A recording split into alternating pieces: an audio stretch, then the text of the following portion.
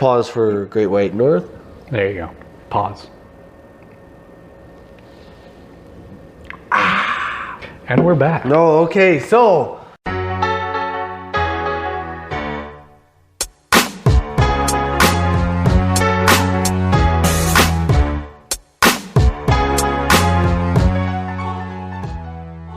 Hey, it's Thursday and I'm thirsty. What to do? This is March 26th. It's the old Thursday. What else can you do in this time of the year? Because yeah, it's crazy time. It's crazy time.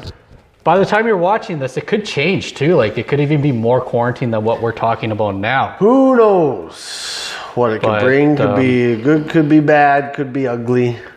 It's like a Clint Eastwood movie. Speaking of movies. Hey! But we'll do the taste test to begin because one thing you can always count on doing during quarantine time is have a taste test with yours truly and his better half. And let's have a good little laugh about this episode. We want to keep it lighthearted. I know everybody's kind of self-quarantined, so let's have some laughs. Kick back. I don't want to talk about it. That's too much talking about it. Everybody's talking about it. So let's talk about something better, like a tasty beverage. Kick back, relax. I'm sure your pants are off already because you're at home. So I know Reggie's pants are off. Hey, let's play the little jingle. There you go. Stop yourself and break. Got you feeling so fly now on this Thursday and I'm out. Break it down.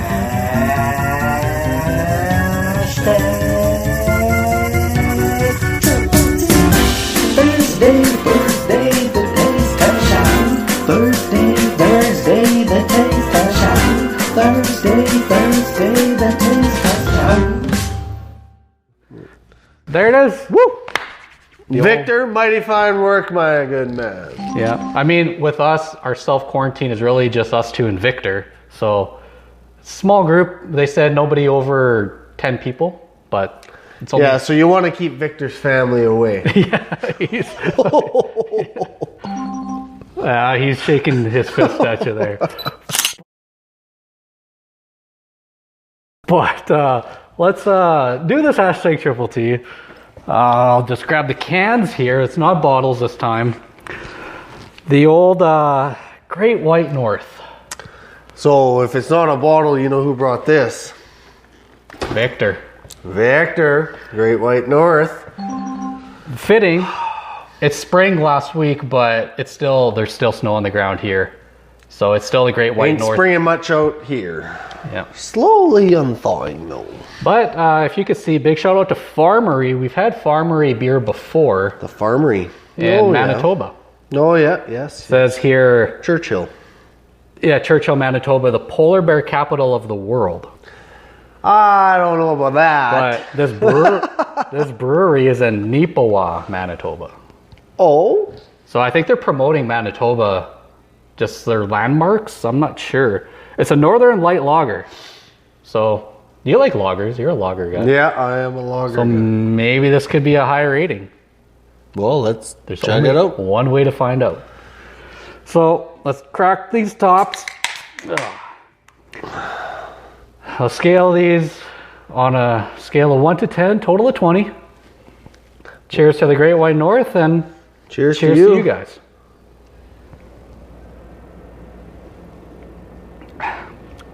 Oh, that's different. Whoa. Not too shabby. Not too shabby indeed. Smooth. Smooth. What say you on the Great White North Farmery beer on this lovely Thursday evening? I don't mind it, actually. It's pretty foamy, though. It's smooth. I really enjoy it. It's smooth. You know, we're going to get right to it here. I'm going to have to give it a 7.5. 7.5? Yes. That's pretty decent. That's not bad. I'm a bit of a hater, and that's... It seems like these last couple episodes, especially with that St. Patrick's Day one, we gave it a pretty low score. Check the video, the link's down below of that episode, but this one here, let's get a little bit higher up on the scale. I think it's 8.5. 8.5. 16 out of 20. Boom, right there, the graphic, and Cheers to the Farmery Brewery. That's first impression. That's Also a pretty good score around here. Also, the Great White North. Let's plug our Halloween episode too, because we did the. Yeah, we did the old Bob and Doug. Another Great video White North there down below. You'll find the video. Just Google it. We're gonna put the logo right here. You got nothing but time on your hands, quarantined at home. So binge-watch Thirsty Thursdays and watch as we grow and rise and fall. And the playlist makings of this nonsense. The playlist is up there, down below, or wherever the videos are. But let's continue on with these little next segment that we're gonna do. Speaking of watching things in your spare time. Yeah, so like we while said, sitting at home and you've got not much else to do, and you want to wind down with a nice drink and a flick. Yeah, and so what we're gonna do is way back in the couple of years from ago, we did the old top 6 lists. Yes, we used to do top 6. Why did we do top 6? Because we see these YouTube videos and everybody on Facebook doing all these top 5 videos. But what about that one? Even top 3. Yeah, but what about that one person that was left out? Yeah. So it's always need to be included. The top 6 list is what we do. Let's do a little top 6. Top 6. Boom. And I think I got the printouts here from Victor. Yeah, Victor and his horrible handwriting. But as you can see on the backside here. So what we're going to do is Richard's going to give his top 6 recommendations that you guys recommend should binge watch on your free time off, and I'll give my top 6 list afterwards, and yeah, you guys can just feel free to watch them at any moment you can. Yeah, alrighty then. Let's start off our list with of course we're gonna keep out all the stoner classics, much love to How High and Half Baked and everyone else from.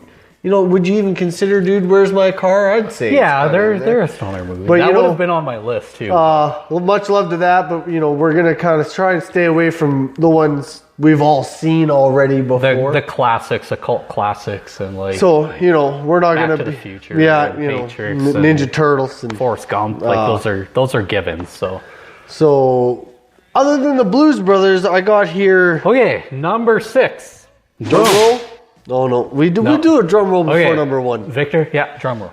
Number 6 on my list is The Goon. The Goon. Goon. I don't know. Not the Goonies. Goon. No, not the Goonies. No. Goon. The Goon. It's not that new. It's not that old. Starting goalie Marco Belcher. Call him Belchy. He's from Regina. Regina? It's the best, in my opinion, hockey flick since Slapshot. It's done really well in my books, and big shout-outs to the cast, because, there's Sean William Scott. Jay Baruchel directed, I think he directed or produced it. He was in it, too. Producer for sure. I don't know if you see some of the clips at the end. He is behind the camera. He made the damn Victor, thing. Yeah, he put the answer.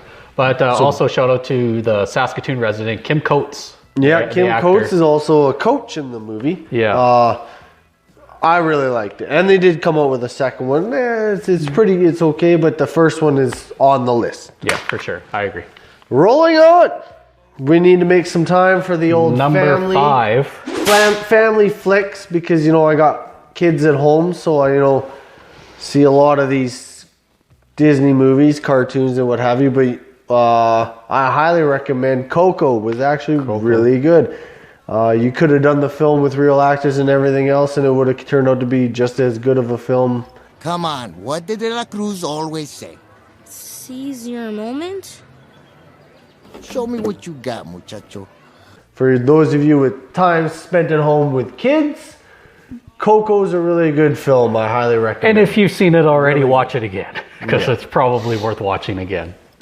And now to do a total 180 from that. Number 4. Put the kids to bed, bust out a nice smoke, drink, whatever your preference may be, and pop an old Tropic Thunder. Tropic Thunder. Tropic Thunder's a beauty, and it's on that cusp of being one of these cult classics, or what we say we would stay away from. But I don't think enough people have seen it, because I've been seeing this stuff about, what, you didn't know Robert Downey Jr. did blackface? Like, come on. Yeah, I don't think they could get away with that today. And Simple Jack, Ben Stiller. That's all I'm going to say about that. You got to watch it. But Simple Jack thought he was smart, or rather didn't think he was retarded, so he can't afford to play retarded, being a smart actor. Playing a guy who ain't smart but thinks he is, that's tricky. Everybody's in it, from Jack Black to Tom Cruise to Bill Hader. They even have Lance Bass. There you go. That's the selling point. That's when it's like you listed off everybody. Matthew McConaughey. Lance Bass. Yeah. So it's really good, and always, it's never a movie like that without Danny McBride. It's one of those. One of those. Yeah. So other than Nick Nolte, I think I've pretty much listed the whole cast, but really good. Highly recommend. Just make sure the kiddies go to bed. So you watch Coco, then you watch Tropic Thunder. There you go. Yeah. Now down to business. Number 3, I believe. Number 3. This is one I've seen, and I don't think anybody's really seen it. I thought it came out really well in my book, so I'm going to recommend Triple Frontier is what I'm going to recommend. It says here... Triple what? Triple Frontier. It's got Ben Affleck and Charlie Hunnam, I believe his name is. He's from the Sons of Anarchy series. Victor? Oh yeah, he put the answer again. Not a big movie buff, but I did have to sit through it because of that guy and my wife and yada yada yada. Basically, went into it with Ben Affleck and the guy from Sons of Anarchy, and by the end of the film, I was like, damn, that was actually really good. Yeah.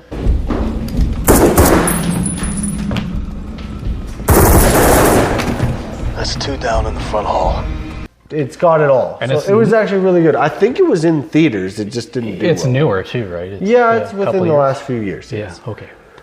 Okay, so that was number 3. Number 2. And we're getting closer to 1. The Babadook.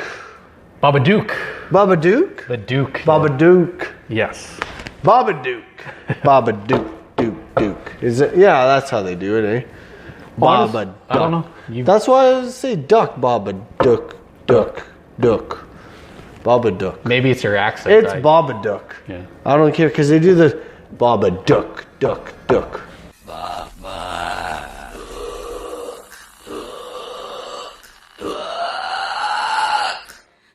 I'm not a big scary movie guy, but the Babadook is all right in my book. In your book. In my book. See, it doesn't rhyme. Babadook is good in my book. There you go. But the Babadook is good in my book. What the hell's a book? I like the book and the Duke. I don't know what else to say about that one. Watch it. Yeah. You pansies. Okay. Drum roll, please. Number 1. Number 1 in my book. John Wick 3. You gotta see it if you haven't seen it yet. Brings back Keanu Reeves and my boy Lawrence Fishburne. You know, you can't ask for more. And the icing, the cherry on top is Halle Berry firing off guns. Keanu Reeves takes the books. Never mind Matrix. Gotta love John Wick. Yeah.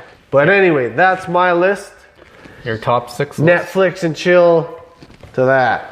Let's run through my little top 6 list. I'll go by these ones a little bit quick as well. Yes. I do have these saved on my phone. I had to do a little thought process with these ones too. So let's do my top 6. You did a comedy one. I want to recommend one too. Tucker and Dale versus Evil. It's on Netflix now. I've yet to see that. It's actually pretty good. It's Alan Tudyk and Tyler Labine. I don't know if you know them, but you'll recognize them in other movies. But it's a movie about 2 rednecks that go out on a fishing trip, and a bunch of college kids have their point of view. Spoiler alert! It's the point of view of the redneck killers in a college, like Jason Friday the 13th. The other way around. Yeah, so it's a point of view of the killers than it is the bunch of drunk, horny college kids.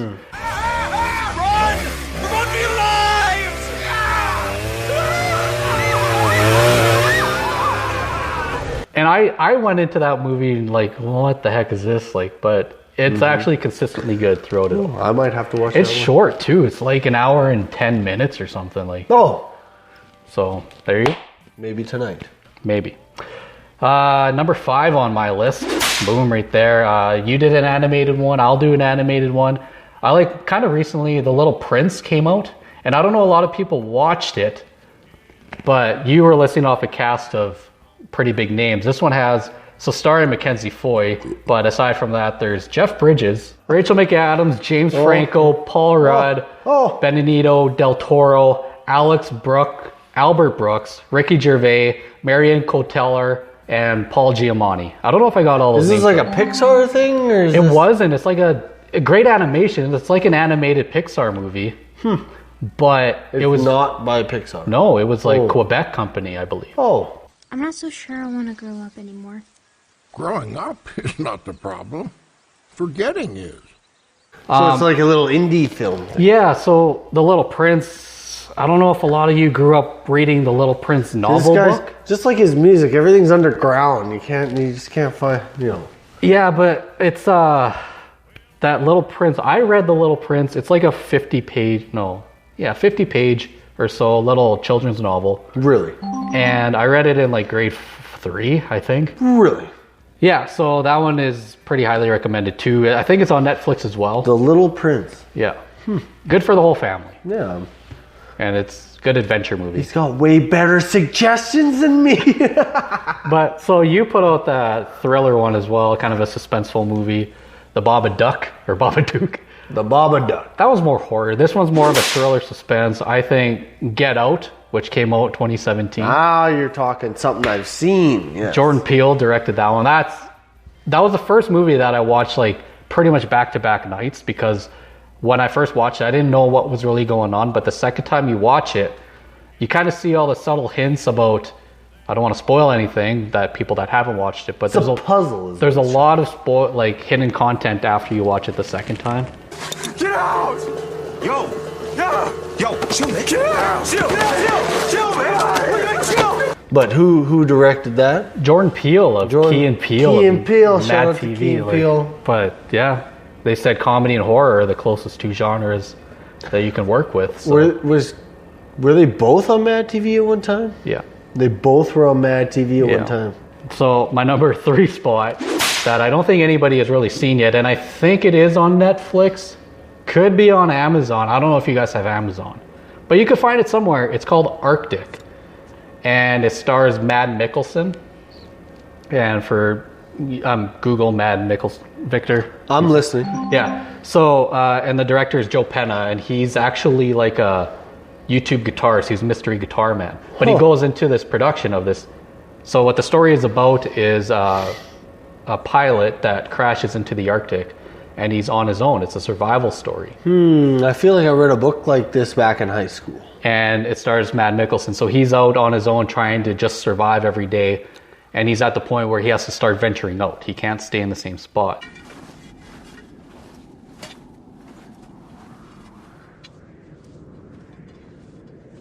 But I really do believe that's a great one. If you like Castaway, it's about like being alone on an island. This one's being alone in the Arctic. It sounds, his plane goes down? It was already down when the movie starts. You just got to watch it. That's the only way to find out.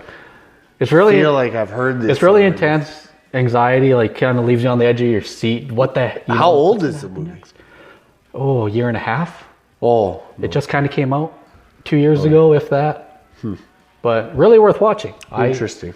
Okay, so in my number 2 spot, this one falls a little bit newer and falls more relevance to what's going on in today's life. I watched recently, a couple months ago, that A Beautiful Day in the Neighborhood, which is that Fred Rogers movie starring Tom Hanks. It's more about... Tom Hanks is in that? Yeah, he's Mr. Rogers. Oh? And I never grew up watching... Where the hell have I been? I never grew up watching Mr. Rogers. No? Did you? Yeah. All day, this guy's blowing my mind. A Beautiful Day in the Neighborhood. Really good movie. Suggest what? It's good. It's a good thing I went first. I want to say, though, it's not a biopic of Fred Rogers, but it's about a reporter that befriends Fred Rogers. I've seen the images. I've heard of this film. Yeah. I had no idea Tom Hanks. What is great about this movie is there's a moment in the movie where Fred Rogers is in a cafe with the reporter, and what he does is he's like, everybody just kind of calm down, look around, appreciate where you are, just take a breath, take a minute. And there's about a minute of silence of just like everybody appreciating where they are in life. We'll just take a minute and think about all the people who loved us into being. And that's a very wholesome moment for where we are in the world right now. So if you're feeling isolated and you're feeling like you're stuck in a rut, that's a good movie to watch. I feel like that really helps. And so with my number 1 pick... Oh, drum roll, Victor! A movie I have never watched. But I've seen it. So this one kind of goes back quite a bit, and we talked about not the greatest movies, but this one could fall in that category. The Princess Bride. I've never seen that movie. Oh, like the old one? Yeah, like the original. Oh. Back in 87. With like Andre the Giant? Yeah. And I feel like that one, I've gotten that recommended so many times. Fezzik, are there rocks ahead? If they are, we all be dead. No more rhymes now, I mean it. Anybody want a peanut? It's really like one of those old movies that everybody says you gotta watch. So I might give it a watch and I could give my review later, maybe, or something. But honestly, throughout all of this, every movie that we recommended. For everybody that says Princess Bride is really good and Robert needs to watch it, comment. Yeah. If you don't comment, I won't watch it. I win. Yeah. There you go. While you're commenting, though, comment your top 6 list of recommendations. We might watch some as well, because we're in quarantine too. Remember to just kind of follow the rules with everybody that's been posting with the health organizations. Yeah, man, don't be ignorant. Now's not the time to be ignorant. Yeah. So just remember that to stay home, because when you stay home, wherever you go, there you are.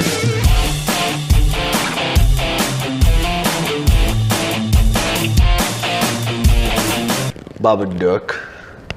The Babadook reading the book.